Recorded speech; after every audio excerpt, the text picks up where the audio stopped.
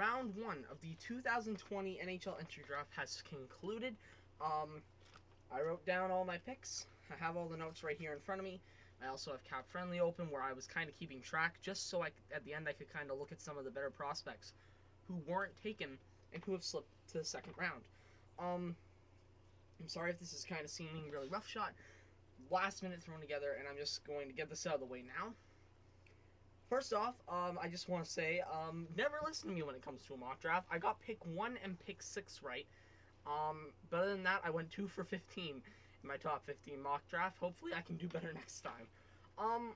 So let's start off with the obvious one. At number 1, Alexis Laferniere was selected.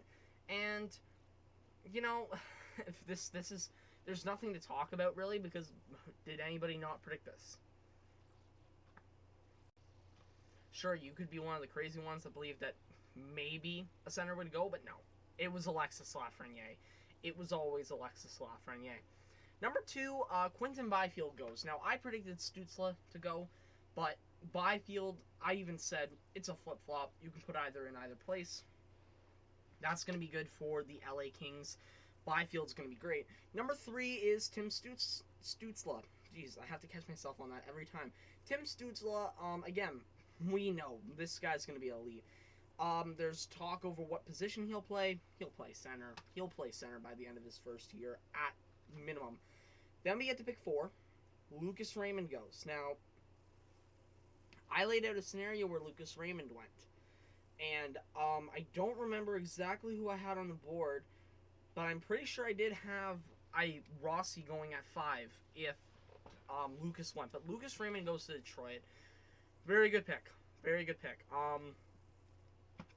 Good thing that they didn't go too much off the board like some teams did, or like the rumor was being thrown around about them actually doing. At number 5, Ottawa makes a bit of a shocking pick to me. Jake Sanderson. They take Jake Sanderson. He's the first defender taken in the draft class, and this is my Maurice Sider moment from last year where it's like, interesting. I think Jake Sanderson's going to pan out great for them. Don't get me wrong. This guy's going to be able to shut down. He's going to be a really good defender. It's just interesting to see them make the pick. Then at number 6, we get Jamie Drysdale to Anaheim. This is what I predicted originally, and this is a great pick for Anaheim. This is a really good pick. They got something here in Jamie Drysdale. Number 7, the Devils select Alexander Holtz, a natural goal scorer to put beside a guy like Jack Hughes. Bingo bang. That's all you need here. Number 8, Buffalo goes with Jack Quinn. Now, I saw a lot of people upset that they didn't go with Marco Rossi here. And originally, I was wondering it too. But as I've had time to kind of digest the pick, I like Jack Quinn in Buffalo. I really do. Buffalo needs a goal scorer. They don't just need offense. They need a goal scorer. Right? And this guy might be a year or 2 out. But this guy could come to the NHL and be a goal scorer alongside of Jack Eichel. A reliable, full-time goal scorer. Buffalo, I think, are going to be an improved team this year. I know it's going to be a bold prediction for me. I see them at minimum at least competing for a playoff spot.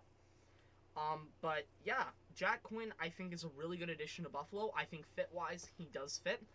I think Marco Rossi is the better player, but I think Jack Quinn will be the better fit. And I think that in Buffalo, you know, Marco Rossi could be second-line center. But other than that, like, what's he going to... You have Jack Eichel in front of him. Like, you really didn't need a center there. By the way, I don't know all the positions of these players. See, when something I've learned is that for forwards, they could play at any position in before draft and after draft. So I just have down forward for every pick. So we're just going to go with that. Number 9, Marco Rossi falls to Minnesota. All I'm going to say is this. If they both pan out, this team can roll out Marco Rossi alongside of Kirill Kaprizov. Like, I was saying this with Perfetti because I didn't think Rossi would be available. Rossi Kaprizov. Look out for that. And number 10, I think might be, out of all the picks, the best you have fallen to my lap pick. Because I did not know what to do with Cole Perfetti in my mock draft. Because I thought he should go higher, but then I watched and saw that I was putting him lower and lower and lower. I didn't really know where he was fit to be picked. He went to Winnipeg.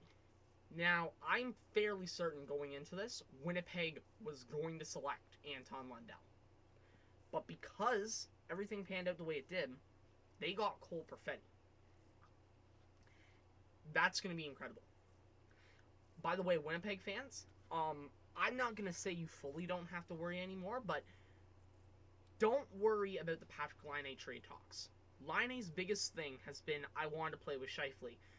But I think in that, what he's trying to say is, let me play with a actual quality playmaking second line center. I don't know if Cole Perfetti will have that immediate impact. He may start on the third line. But Cole Perfetti can be that playmaking second line center that Patrick Laine is desperate to have. That's going to keep Laine in town. That's my prediction right now. Laine's going to stay in Winnipeg because of Cole Perfetti.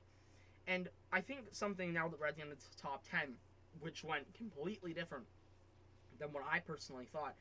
I think the main point where this first round got messed up was when Detroit took Lucas Raymond and then Jake Sanderson went to Ottawa. I think that's when everything went out of balance. I think that's when it happened because, you know, when Raymond was taken, it was clear, I think from an interview Dorian did, I could tell he wanted to get Raymond and didn't get him, and I think that changed their plans, and when their plans changed, everyone else's did. Number 11, Yaroslav Askarov. Well then, Askarov to Nashville. This makes sense. I think that this pretty much confirms they do not think UC Saros can be a starter in the future, because if you think UC Saros can be your starter and be quality, then you don't go and draft Yaroslav Askarov, you draft Anton Lundell or another good forward. So that pretty much confirms all we need to know about UC Saros, that he might be young, he might be solid, he's not going to be this team's starting goalie. Askarov will develop for a few years, and we'll go from there. But yeah, Askarov is going to be good. Nashville, I made a video about how you guys were going to be pretty much stuck in a pit of mediocrity. You might be stuck there for a few years. Then I think after that you're going to be fine. Number 12, Florida gets Anton Lundell. This is a great pick. This is a great pick for them. Again, it's one of those, oh, this guy has fallen to my lap situations. If Jack Quinn doesn't go to Buffalo, if they go with somebody else, even if you, let's just say Marco Rossi, Minnesota gets Perfetti, Lundell goes to Winnipeg, and you're stuck with whoever. Probably Jack Quinn. But instead, things played out the way they did, and Lundell falls to the lap of Florida. He's going to be a very dominant two-way center. Pick 13, the guy I wanted to go to Edmonton, or the guy I had going to Edmonton, in Seth Jarvis goes off the board. He goes to Carolina. Yeah, he's going to be fairly good for them, you know. Work on the speed a little bit, and you're good to go. You're good to go, bud. Pick 14, Dylan Holloway. I already made a video on Dylan Holloway, so we don't need to pay attention to that pick. And Toronto. Listen, you guys know I don't like Toronto. You know it. You had to see me making them the laughing stock right now. You had to see it coming. Toronto were in a perfect position, okay? They could have done anything with this pick. They could have traded it away for a defender. They could have drafted Braden Schneider. I saw a lot of Leafs fans after this pick, or some people, saying, well, if we had drafted a defender, he would still be a few years out. He wouldn't help our problems. And to the people who thought, you know, a guy like Braden Schneider could step in immediately, yeah, that's not right. He will not be able to step in immediately. That being said, whoever you get immediately in 3 years or so is going to be 3 years older. You're going to have to go for guys on the older side of things because, well, those are the players that are proven to be cheaper. So what you're going to have is a very big hole to fill again. And how about a rookie contract Braden Schneider to kind of just come up and take that spot? I think that would be perfect. Instead, they go for a bit of a off-the-grid pick in Rodion Amirov. Now, Amirov's not bad. Here's the deal, though. The Leafs needed something defensively, desperately. Whether it was a prospect in the back end, I know you can make the same argument about Edmonton that they need another prospect in the back end. I think it's a much different situation, and that's because at least our defense, at least our right side, it's not the right side of an AHL team, it's the right side of a bad NHL team. I'll admit, our right side is not good, but at least it's not an AHL team's right side. They needed something in the system to come up more than Timothy Liljegren, something defensive, and they pass on Braden Schneider to get Rodion Amirov. I don't know what they're doing with that pick, but all I remember is this. I was wheezingly laughing for about 5 to 7 minutes after that pick. That was my incredible food. And also, I love how I've been watching the draft for about 6 years now. This is one of the first times where I've had the commissioner. I've ever seen it. I think it is the first time where the commissioner has to go up and be like, hey, you're either taking the timeout or making your pick. And then you have Marner and Riley just there thrown together at the last second. Rodion Amirov, and boom. Twitter explodes because the Leafs are either pissed or happy. So we'll move on to pick 16, Kaden Ghoul, going to Montreal, a shutdown defenseman on the left-hand side. That is where, in my opinion, defensively, they need more help is on the left side. This is a guy that can come in and develop a little bit. He could be a replacement, and I also think that, in the future, they're going to need defensive help when, Weber and Petrie are not Weber and Petrie. Then we get to the part where it gets a little weird, Lukas Reichel.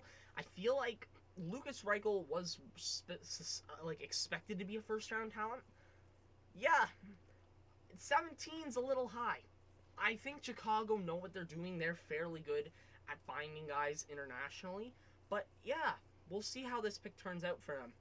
New Jersey at 18 gets Dawson Mercer. I don't know how he fell there.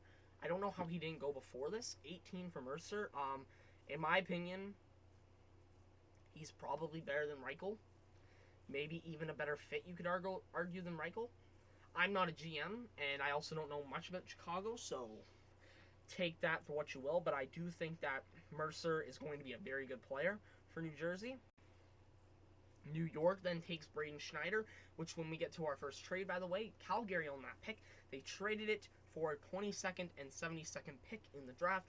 Good trade. I think it's a good trade for both sides. New York got Braden Schneider, the guy that they wanted, a guy on the right-hand side who, sure, it is a little bit stacked now, but remember, there's this thing called trading, and if you need to, you can trade a piece away. Plus, I trust I think it's Jeff Gordon is his name. I trust the New York general managers, whose last name is Gordon, to develop and build the team that he wants, get the prospects that he thinks are going to be good enough in. And then we get to pick 20. Shakir Mukhamadulian. And he was not projected to go, if I'm not mistaken, late first round at best. So that was a bit of a reach. But you know what? They did need a defender. And I think they may have been worried about Justin Barron. But yeah, so Shakir goes off the board there. Then Columbus. They select Jagor Chinekov. Now, I think the best way to describe this pick that Columbus made is by saying this. My first response when that pick was made was to go on Twitter and tweet out, what is a Jagor what is a Jagor Chinekov? Because I don't know. I searched him up. He was projected to go 6th or 7th round on a few boards. I think he was projected to go 2nd round on one. He's had a pretty good start to his KHL year, but man, oh, that's going to be a pick that's interesting. Watch, he's now going to turn into the best player in the game. He's going to score 75 goals a year, and he's just going to be the most elite player of all time. Gretzky's going to bow down to his greatness. You just watch. You just watch. Then at pick 22, we get a bit back into normal here. Hendrix Lapierre, I think that this could be the steal of the draft. I think he could be considered the Peyton Krebs of the draft. Somebody who's really good enough to be higher up. Injury concerns, drop him down. And Washington get him. Washington, be happy you got this kid. At pick 23, Tyson Forester, good to see. You know, I don't really know much about Forester. I didn't really do my research on him going into this draft, but Looks like a pretty good pick. I love how they gave him a Steven Stamkos comparison. Yep, because Steven Stamkos is definitely somebody worthy of the 23rd overall pick. At 24, oh, by the way, I forgot to mention, at 22, Henrik Laferniere, the Capitals trade up for him, trading picks 24 and 80 in exchange for pick 22. So, to recap, right? And by the way, let's just say who they got with the pick. Connor Zary is who they got with the pick. That is a phenomenal pick for pick 24. That dude was supposed to go like top 20ish. He falls to 24. So you're telling me that the Flames arguably get the guy that they wanted and pick up pick 72 and 80 in the process? Brad Treliving, man, he made a few good moves. Pick 25, we now get into the teams that are really good, willing to pick projects that could end up being better. We get Justin Bear in there. I think there's injury concerns, but other than that, that's not a bad pick. Pick 26, we have Jake Neighbors, who, again, pretty good, pretty solid pick, you know. Jacob Perreault, Pierre Sniper, is what the people were saying anyways. Ridley Greig, Brad Marchand comparison. Congrats, Ottawa. You're going to have Brad Marchand and like a Brad Marchand comparison, and then Brady Tkachuk on the same team, possibly. That would be good. Brendan Brisson then goes to Vegas. You have Maverick Bourque going to Dallas, and then you finish that off with Ozzy Wiesblatt going to San Jose. And shout out to Ozzy Wiesblatt for having the best celebration of the draft this year in the first round anyways, where literally during a pandemic, which makes it not as good, you see everybody just jump on top of him and they just start going crazy celebrating. Yeah, like, ridiculous. Absolutely ridiculous. That celebration. And that concludes the first round. And you know, I think about the first round, and I want to go look at some of the prospects that didn't get taken. Because I think there were a few here that were really good that got left on the board. The main ones are Noelle Gundler and John Mizek. Like, these two are still on the board. That's ridiculous to me. Like, Noelle Gundler is going to go early second round, and he is going to be great. He's going to be a great piece. So is John Mizek. Like, these two, I think, are going to be steals. These two were supposed to go higher up, and they didn't. Watch Noelle Gundler. I think he's almost like the Arthur Kaliyev, you know? Supposed to go really high. Falls, except nobody talked about him. Nobody. Like, did he fall down board surprising? Like, weirdly? I saw him as a still very good prospect. I expected him to go farther down, but I still saw him as a good prospect. And honestly, you can make the argument that there's so many people here that should have went in the first round. It's ridiculous. But yeah, that's it. That's it for the 2020 round 1 of the draft. What did you guys think? What did your team get? Are you happy with what your team got? You know, are you excited for round 2? I do have a lot of videos I have to make kind of in the coming days because there is some stuff I want to talk about. So here we go.